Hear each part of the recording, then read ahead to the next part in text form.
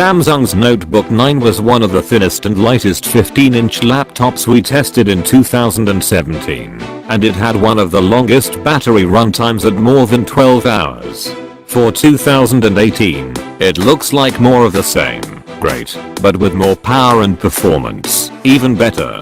Like the 2017 model, the Notebook 9, not to be confused with the Notebook 9 Pro, is wrapped in metal, though this time Samsung used a magnesium-aluminum alloy called Metal 12 to keep it light, yet durable, weighing at most 2 pounds and 84 pence, 1,288 grams.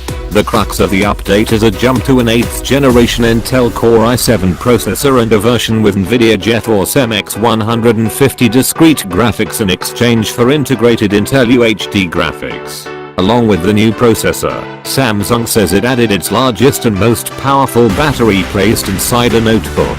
Other key features include up to 16GB of memory, up to 1TB of messy SSD storage, Thunderbolt 3 USB-C, 15-inch only, USB-C, USB-A, 2, HDMI out, micro SD card slot, backlit keyboard and precision touchpad fingerprint reader for login through Windows Hello.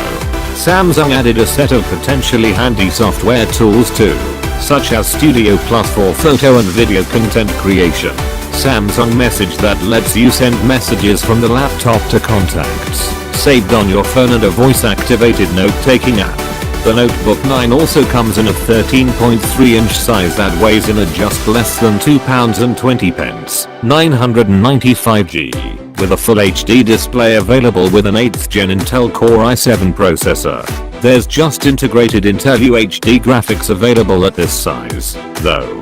No pricing was announced, but Samsung expects the Notebook 9 Pen to be available in the US in the first quarter of 2018.